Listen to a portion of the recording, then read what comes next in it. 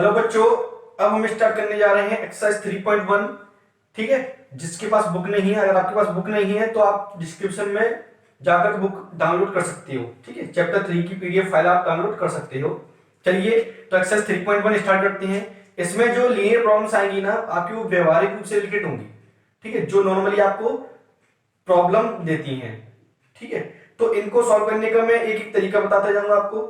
और जो जिस टाइप का जो क्वेश्चन आएगा ना, उसको उसी तरीके से सॉल्व करना है या अलग तरीके से करना है या किस तरीके से करना है, तो वो भी मैं आपकी प्रॉब्लम सॉल्व करूंगा। तो बेसिक साथ समझते जाना कि इस टाइप की कंडीशन होगी तो ऐसे करना है, इस टाइप की कंडीशन होगी ऐसे करना है। सबसे ज्यादा प्रॉब्लम आती है कब ऐड करना है, मल्टीप्लाई करना है, या जो भी प्रॉब्लम आती है। जैसे क्लास 9th में आपने 8th में जो प्रॉब्लम्स आती थी, दो चीज इक्वल करनी होती थी। ठीक है ना, जो प्रॉब्लम्स होती थी, कंडीशंस होती थी, उनको इक्वल करना है तो देन मल्टीप्लाई किसमें करना है सर, वो प्रॉब्लम बहुत आती थी। तो हम एक्सरसाइज 3.1 स्टार्ट करते हैं। इसमें जो प्रॉब्लम्स होंगी वो आपकी अलजेब्रिक इक्वेशन में भी सॉल्व करना होगा एंड ग्राफिकली आपको करना होगा। ठीक है, तो सबसे पहले हम क्वेश्चन पढ़ लेते हैं। क्वेश्चन काफी बड़ा है इसलिए मैंने बोर्ड पे लिखा है, क्योंकि बन नहीं पाता एक बार में पूरा। तो आप बुक सामने रखें। चलिए, पहला क्वेश्चन है, आफ्ताब टेल्स।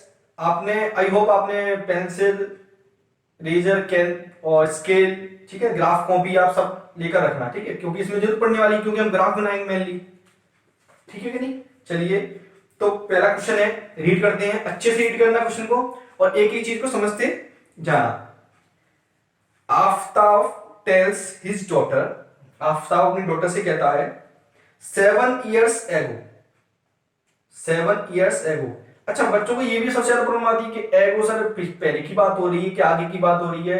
इसमें ये समझ नहीं आता एजेस वाले क्वेश्चन में कि कब की बात कर रहे हैं। तो इसका एक सिंपल सा तरीका बता देता हूं, बहुत ही सिंपल सा तरीका। दो बातें ध्यान रखनी इसमें, ठीक है ना।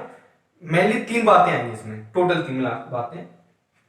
पहली बात, एजेस वाले क्वेश्चन को ज्यादातर 99%, कुछ स्पेशल केसेस में ही ऐसा होता है, ज्यादातर 99% केसेस में आपको प्रेजेंट एज ही सपोज करनी होती है। क्या एज्यूम करना होगा?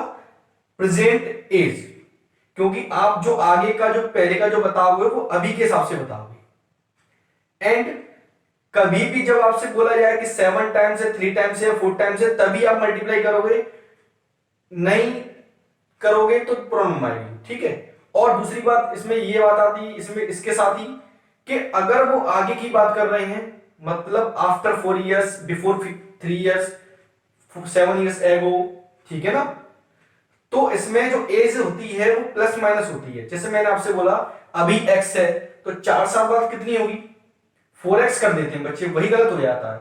जैसे आपकी एज अभी 10 years है, ठीक है ना, आफ्टर 10 years या आफ्टर 4 years कितनी एज होगी आपकी, तो 10 + 4 = 14 years। तो जब एज आगे की होती है या पहले की होती है तो प्लस माइनस का आप यूज करोगे, नॉट मल्टीप्लाई एंड डिवाइड का। क्लियर? दूसरी बात ये हो गई।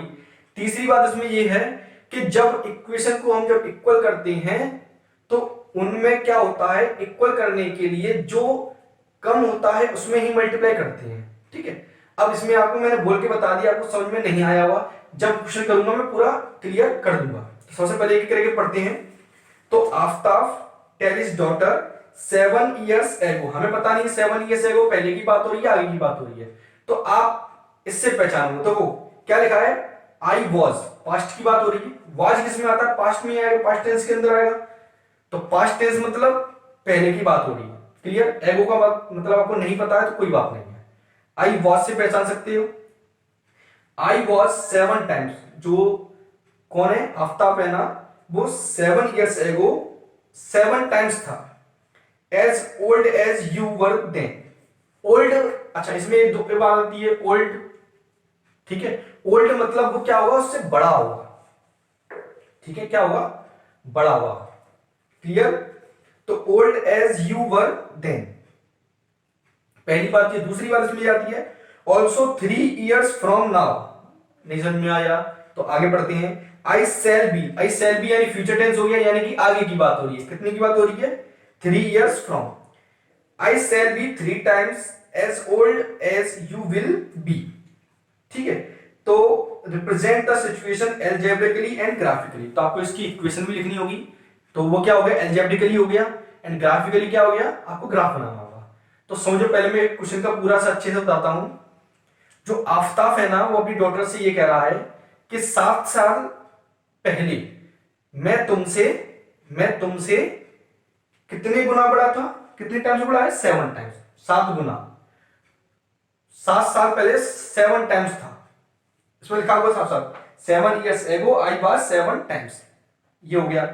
इसके बाद ये बोला कि अब 3 साल बाद, जब हम 7 साल पहले की और 3 साल पहले की बात, आगे की बात करेंगे तो प्रेजेंट के हिसाब से बात करेंगे, ठीक है। लेकिन 3 साल बाद मैं तुमसे कितने टाइम्स हो गया, 3 टाइम्स हो गया। एज में कितने टाइम्स हो गया, 3 टाइम्स, 3 गुना, यानी मल्टीप्लाई इसमें हो रहा है, ठीक है। तो एन को करने का तरीका क्या होता है वो हम देखते हैं। चलिए तो शुरुआत करते हैं। मैंने थोड़ा सा टाइम ज्यादा ले लिया, बट आपको बेसिक शुरू में आपको समझना जरूरी है। चलिए तो देखते हैं। तो सबसे पहले हम प्रेजेंट डे सपोज करते हैं। तो let us present age of Aftab be x years and age of his daughter be y years। Clear. आपको हर क्वेश्चन में यूनिट लिखनी है, क्या है, ईयर्स है या जो भी है ना। जो भी क्वेश्चन में आ गया यूनिट आपको लिखनी होगी। जैसे टाइम का आता है तो मिनट है, और डिस्टेंस का आता है तो क्या लिखना है आपको, किलोमीटर, मीटर, जो भी डिस्टेंस है। स्पीड का आता है तो वो भी लिखना है आपको, है ना। जैसे प्राइस आती है या मनी आती है तो आपको रुपीस ऐसे लिखना है। क्लियर। तो इतना समझ में आया। तो present age of Aftab be x years and age of his daughter be y years। तो लीनियर 2 वेरिएबल्स है, तो पहले को आप x, दूसरे को क्या मानोगे, y। पहली बात, फर्स्ट स्टेप। अब वो कब की बात कर रहे हैं, पहली जो आपकी जो कंडीशन है वो क्या है, 7 years ago।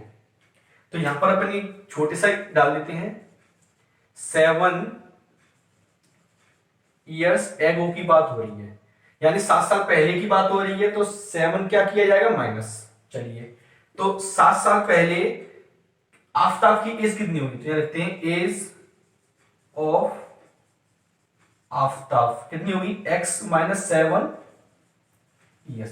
वो कह रहा है आफ्ताब की 7 साल पहले 7 टाइम्स थी, तो पहले पता तो कर लें कि आफ्ताब की कितनी है और डॉटर की कितनी है, तभी तो 7 टाइम्स करेंगे, ठीक है। Next age of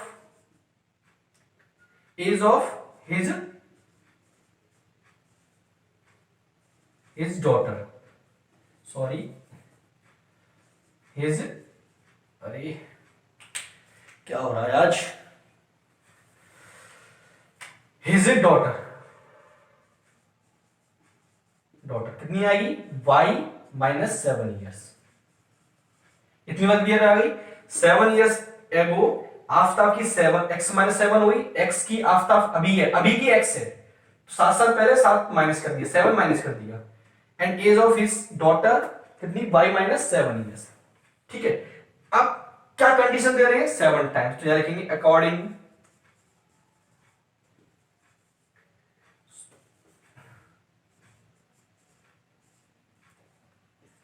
according to the question क्या होगा। तो पहले मैं एक तरफ लिख देता हूं,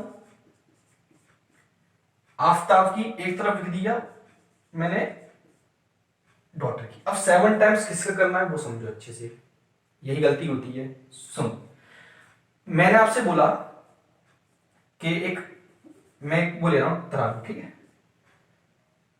अब एक तरफ वेट है मान लो 10 kg, एक तरफ वेट है 5 kg। अब मुझे इन दोनों को क्या करना है, इक्वल करना है, ठीक है, इक्वल करना है। तो जो मैं मल्टीप्लाई करूंगा वो कहां करूंगा, यहां करूंगा कि यहां करूंगा, यहां करूंगा। क्यों करूंगा बताइए, क्योंकि दोनों को मुझे इक्वल करना है। ये बात सही है कि बड़ा यही है, ये बात सही है, 2 टाइम्स यही है। ये जो वेट है वो 2 टाइम्स है इस वेट से, 2 टाइम्स ये है। लेकिन जब हमें इक्वल करना होता है तो कम वाले में रखना होता है, ठीक है। इक्वेशन पढ़ रहे हैं तो इक्वल करना है।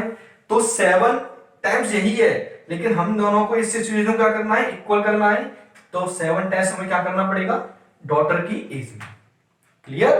अब हम इसको क्या कर लेते हैं स्टैंडर्ड फॉर्म में लिख लेते हैं, then x minus 7 equal to 7y minus 7 sorry 49। तो इस तरफ जाएंगे तो x minus 7y equal to minus 49 plus 7, then x minus 7y minus 49 minus 42, इस तरह कैसे हो जाएगा प्लस 42। मैं ये लिख देता हूं इसको, ठीक है। तो ये आपकी आ गई इक्वेशन, इसको फर्स्ट दे देते हैं। ये आपकी जो फर्स्ट कंडीशन है थी ना, वो आपकी क्या बन गई, उसकी इक्वेशन बन गई। अब सेकंड कंडीशन, सेकंड कंडीशन क्या है, 3 इयर्स फ्रॉम नाउ, किसकी बात हो रही है, after 3 years, 3 years from now. तो यहां मैं लिख देता हूं after 3 years age of Aftab कितनी होगी x प्लस 3 इयर्स। इसमें कुछ नहीं होगा, मैन आपकी एज कितनी है अभी, अभी की कितनी है x, तो 3 साल बाद x प्लस 3, इससे आपको मतलब नहीं है, ठीक है। And age of his daughter, ठीक है, तो age of his daughter y plus 3 years, then according to the question क्या होगा, अकॉर्डिंग टू द क्वेश्चन क्या होगा बताइए जरा। तो मैं क्या लिख दूंगा, एक तरफ x प्लस 3, एक तरफ लिख दूंगा y प्लस 3, है ना, x प्लस 3 y प्लस 3, तो 3 टाइम्स किसमें होगा इसमें, तो सॉल्व कर लेते हैं। x plus 3 equal to 3y plus 3 3 जा 9, तो क्या आएगा देखो x माइनस 3y 9 और प्लस 3 ट्रांसफर हो कितना आएगा माइनस 3, तो 9 माइनस 3 कितना आएगा 6। तो ये आपकी इक्वेशन आ गई, इक्वेशन नंबर 2। तो आपकी ये दोनों इक्वेशन आ चुकी हैं, है ना। तो इनको हम लिख लेते हैं, जगह कम है थोड़ा सा, ठीक है ना, तो कंजस्टेड लिखना पड़ेगा। तो लास्ट में क्या लिख देते हैं, देयरफॉर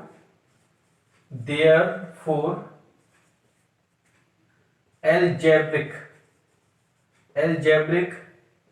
representation,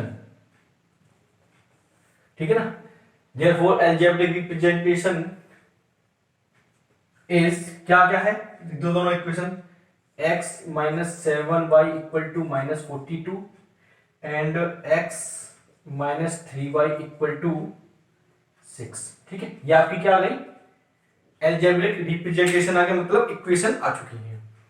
अब हम क्या करेंगे, ग्राफिकली रिप्रेजेंटेशन करेंगे। तो उसके लिए आपको पता है, सबसे पहले हम इसका ग्राफ ड्रॉ करेंगे, फिर इसका ग्राफ ड्रॉ करेंगे।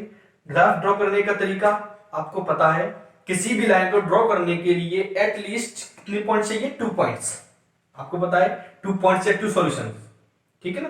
एक ही बात है, किसी भी लाइन को ड्रॉ करने के लिए एटलीस्ट कितने पॉइंट्स चाहिए आपको, 2 पॉइंट्स चाहिए।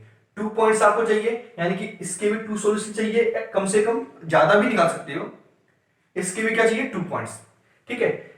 मैं ये चाहता हूं कि आप कम से कम 3 पॉइंट्स निकाला करें। क्यों, क्योंकि 2 पॉइंट्स में से अगर एक पॉइंट भी गलत हो जाता है तो आपको पता पड़ जाएगा कि हाँ हमारे एक कोई पॉइंट गलत है, लेकिन आप 2 पॉइंट्स भी निकाल सकते हो, कोई प्रॉब्लम नहीं है। तो इनका ग्राफ कैसे बनाएंगे, जो क्लास 9th में आपने क्वेश्चन किया था, पहले आप सॉल्यूशन लिखते थे, उनके टेबल बना देते, लेकिन आपको इसके सॉल्यूशन शो नहीं करना है, आपको ओनली टेबल बना देना है। क्लियर। तो सबसे पहले आप ये छाप लीजिए, सर आप क्या कह रहे हैं, छाप लीजिए, छाप लेना मतलब प्रिंट कर लेना, जैसा लिखा है वैसा लिख लो आप, ठीक है। तो छाप लीजिए, है ना। तो छापने के बाद हम इसका क्या देखेंगे, ग्राफिकली रिप्रेजेंटेशन देखेंगे। क्लियर। तो ग्राफिकली रिप्रेजेंटेशन देखने के लिए आप ये लिख लीजिए। लिखने के बाद सबसे पहले मैं इसकी टेबल बना देता हूं, फिर मैं इसका इस तरफ क्या बनाऊंगा, ग्राफ इरेज करके। तो यहां पर हेडिंग डाल देते हैं, ग्राफिकल रिप्रेजेंटेशन, ठीक है। ग्राफिकल रिप्रेजेंटेशन देखेंगे तो सबसे पहले हम इक्वेशन नंबर 1 के लिए देखते हैं। तो लिखते हैं 4x minus 7y equal to minus 42 के लिए, देन x इक्वल टू कितना आएगा -42 प्लस 7y, है ना, ये आएगा। तो टेबल बना देते हैं,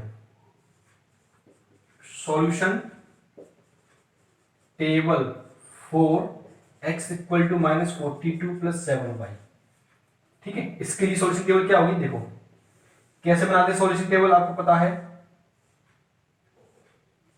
कि x की y की वैल्यू, तो आपको y की वैल्यू देखो, y की वैल्यू पुट करते जाओ, x की वैल्यू निकल के आ जाएगी। वो तो बात एक ही है।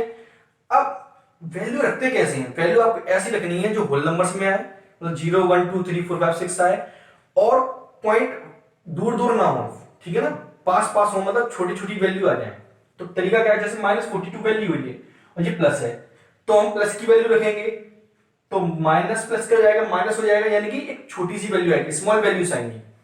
लेकिन आप जब यहां माइनस रखते हो, देन माइनस माइनस क्या हो जाएगा प्लस, देन लार्ज वैल्यू, ठीक है ना, तो लार्ज वैल्यू अप डाउन होगी आपको, तो इसलिए आप क्या करेंगे, प्लस की वैल्यू रखेंगे। तो जैसे मैंने y की वैल्यू पहले आपको रखी, मैंने +1 रखी, +1 तो खैर कम हो जाएगा, 3 रख लेते हैं, या थोड़ी और बड़ी रख सकते हैं, जिससे कि इक्वल इक्वल आ जाए। जैसे मैंने 5 रखा सबसे पहले, 5 रख देते हैं, तो 7 5 जा 45, सॉरी 7 5 जा 35, तो -42 एंड 35, इसमें मैं 5 रखूंगा ना, -42 प्लस 7 मल्टीप्लाई 5, 40 प्लस 35, -42 एंड 35 कितना आएगा -7, देन x की वैल्यू कितनी आई -7। अब 6 रख के देख लेते हैं, क्यों रखे, तो 7 6 जा 42, -42 प्लस 42 कितना आ गया 0, तो ये हमको सॉल्यूशन मिल गए। अब नेक्स्ट इक्वेशन के लिए देख लेते हैं, तो मैं आपको टेबल बना के रेडी करके रखता हूं, फिर हम ग्राफ बनाएंगे। अब 4x - 3y = 6, ठीक है, इसके लिए बना लेते हैं, देन x इक्वल टू कितना आएगा 6 + 3y, तो सॉल्यूशन टेबल बना लेते हैं, लिख देंगे सॉल्यूशन टेबल 4x = 6 + 3y, क्या आएगी सॉल्यूशन टेबल, x और y रखते हैं। देखो सबसे पहले मैं -2 रखूंगा इसमें, क्यों, 3 मल्टीप्लाई -2 -6 प्लस 6 कितना आ गया 0, जहां हो सके जितना भी हो सके, ठीक है ना, तो आप एक्सिस पर इंटरसेक्टिंग पॉइंट ढूंढा करो, किस पर, एक्सिस पर इंटरसेक्टिंग पॉइंट ढूंढा करो, जितना हो सके उतना, क्लियर, ठीक है। अब इतना आ गया, अब और रख के देख लेते हैं, -1 रखें, दो प्लस का 2 रखा तो 2 6 6 और कितने हो जाएंगे 12 हो जाएगा, मतलब लार्ज वैल्यू हो जाएगी, तो -1 रख के देखते हैं, देन -1 रखेंगे यहां, -3, 6 में से 3 माइनस होगा तो कितना आएगा 3, तो देख रहे हैं आप स्मॉल वैल्यूज आ रही है आपके सामने, है ना, तो इतना आप फटाफट से छाप लीजिए। इसके बाद हम क्या देखते हैं, ग्राफ रिप्रेजेंटेशन देख लेते हैं। अब इसका हम ग्राफ देख लेते हैं, ठीक है, तो मैंने सॉल्यूशन टेबल आपकी ये रही, ये बना के रखा है, आप अच्छे से स्किल से ग्राफ बनाएंगे, और जितने पॉइंट की जरूरत होगी आप उतने ही पॉइंट बनाएंगे, उससे थोड़े से 1-2 ज्यादा लें, एक्स्ट्रा पॉइंट्स ड्रॉ ना करें। चलिए, तो अब यहाँ की x एक्सिस है, ठीक है, ये y एक्सिस है, positive x axis, negative x axis, positive y axis, negative y axis, this is original, sorry origin, ठीक है, दिस एक्सिस, ठीक है ना, परपेंडिकुलर टू ईच अदर, तो ये लाइन जो होती हैं आपकी वो क्या होती हैं, परपेंडिकुलर होती है 90 डिग्री की, क्लियर, ये बेसिक चीजें आपने पढ़ी हैं अच्छे से। अब बात आती है इसमें इन पॉइंट्स को क्या करना है, हमें प्लॉट करना है, तो अब चलिए देखते हैं, प्लॉट करते हैं। तो सबसे पहले आपको क्या करना है, ठीक है, तो मेरे पास इतनी बड़ी स्केल नहीं है, फिर भी मैंने बना दिया है, तो मैं स्टिक का यूज करूंगा, ठीक है, बड़ी स्टिक है मेरे पास, इसका यूज करूंगा। तो सबसे पहले देखते हैं, चलिए, तो हम पहले इसको प्लॉट करते हैं, बताना नहीं आपको, मैं बताऊं कैसे करना है प्लॉट, अच्छे समझना पूरा।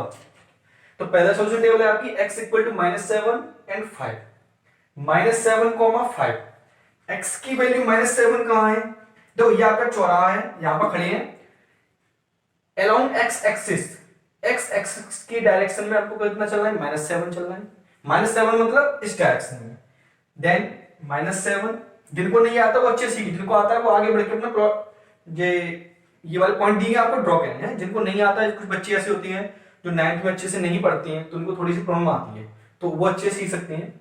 -7,5, तो मैं यहां से चला -7 तक यहां आ गया। अलोंग y एक्सिस की ओर कितना चल रहा है, पॉजिटिव y एक्सिस की तरफ 5, तो पॉजिटिव कहां है, ऊपर, तो मैं यहां तक चलूंगा। ठीक है, तो मैं थोड़ा सा आपको मैं बता देता हूं हल्का सा, ये इस तरीके से आएगा पॉइंट लगभग, है ना, कितना है पॉइंट यहां पर आएगा। ठीक, मैं थोड़ा सा अंदाजे से बना रहा हूं, पॉइंट कहां आएगा, यहां पर। क्लियर, तो ये हमारा पॉइंट क्या हो गया, -7,5, है ना, पहला पॉइंट हो गया। देन 0,6, x की वैल्यू 0 है, मतलब आपको यहां से x एक्सिस की तरफ चलना ही नहीं है, मतलब ये है, या फिर ये समझ सकते हो x की वैल्यू आपको लेनी ही नहीं है। तो y की वैल्यू +6 कहां होती है, यहां पर होती है, तो ये आपका क्या हो गया, 0,6। आपको पता है y एक्सिस पर value of the x is equal to 0, ठीक है, y एक्सिस पर x की वैल्यू 0 होती है एंड x एक्सिस पर y की वैल्यू 0 होती है। ठीक है, इसलिए ये पॉइंट किस पर आया है, y एक्सिस पर, क्योंकि x की वैल्यू कितनी है, 0। चलिए इसका ग्राफ ड्रॉ कर देते हैं, तो इनको हमें थोड़ा सा एडिट करके ये ड्रॉ करेंगे लाइन, तो क्या आएगा इसका पॉइंट 0,6, है ना, तो इसको हम क्या कर देते हैं, ज्वाइन कर देते हैं। तो मैं स्टिक का यूज करूंगा ज्वाइन करने में, मेरे पास बड़ी स्टिक है, ठीक है, तो मैं इसका यूज करता हूं।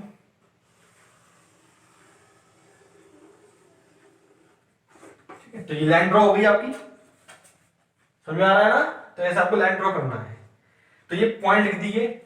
अब जो इक्वेशन होती है उसका वही नेम होता है, ठीक है, मतलब ये है, ये जो लाइन ड्रॉ की उसके पॉइंट्स आपकी ये रहे दोनों। ठीक है, अब इस लाइन का नेम क्या है वो हम किससे दिखाते हैं, इक्वेशन से। इसकी इक्वेशन क्या है, x - 7y = -42, ये आपका फर्स्ट इक्वेशन का क्या बन गया, ग्राफ बन गया। इतना आपको लिखना है ना। चलिए नेक्स्ट पढ़ते हैं, x = 0, y = -2, यानी x की वैल्यू फिर नहीं लेनी, y की वैल्यू कितनी लेनी, -2। कहां है -2, यहां पर, है ना, मैंने डार्क कर दिया है। अब x की वैल्यू -3, y की वैल्यू x की वैल्यू +3, y की वैल्यू -1। x की वैल्यू +3 कहां पर है, x की वैल्यू +3 कहां है, इस तरफ, y की वैल्यू -1 कहां है, नीचे, यानी कि ये आपकी क्या होगी, क्या होगा, 3, -1। ये पॉइंट क्या होगा, 3, -1। आप चाहो तो इनका पॉइंट का नाम दे सकते हो, ये a, ये पॉइंट b दे दो, है ना। इस पॉइंट का नाम इसका, अच्छा इसका रह गया था 0, इसका देंगे 0, -2। ठीक है, इसका नाम देता हूं मैं c, इसका दे देता हूं नेम d। अब इनको भी ज्वाइन कर देंगे, ठीक है, तो ज्वाइन करते हैं इनको हम।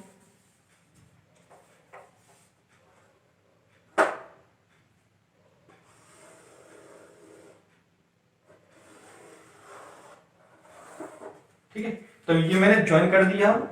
ठीक है, अब आपको पता है क्या लिखना है, इस इक्वेशन का नेम लिखना है। आप नहीं, मैंने एरो लगा दिया, आप चाहो तो एरो लगाओ, कोई दिक्कत नहीं है। इस पे लिख दो, इस लाइन पर x - 3y = 6। तो ये आपका क्या हो गया, ग्राफिकली क्या हो गया, रिप्रेजेंटेशन हो गया। तो आपको ऐसे करना है, क्लियर। अच्छा, अब इसमें एक बात और है, ये भी मैंने बना दी है। अब हमें पता ये करना है कि इनका कोई सॉल्यूशन आएगा, ये इंटरसेक्ट करेंगी या नहीं करेंगी। तो शायद मेरे में नहीं दिख रहा है, लेकिन आप देखना जब ये दोनों लाइन आगे बढ़ाई आएंगी ना, तो इन्हें किसी ना किसी पॉइंट पर क्या करेंगी, इंटरसेक्ट करेंगी। और जिस पॉइंट पर इंटरसेक्ट करेंगी, जिस पॉइंट पर, जैसे मैंने मान लिया a, b पॉइंट पर क्या करें, इंटरसेक्ट करेगा, तो x की वैल्यू कितनी हो जाएगी, a, और y की वैल्यू कितनी हो जाएगी, b। ठीक है, वो हम आगे देखेंगे एक्सरसाइज 3.2 में, बट अभी आप यहीं पे इतना ही समझे। ठीक है, तो ये आपका ग्राफिकल रिप्रेजेंटेशन हो चुका है। इसी के साथ हम क्वेश्चन नंबर 1 फिनिश होता है। अब हम क्वेश्चन नंबर 2 स्टार्ट करते हैं।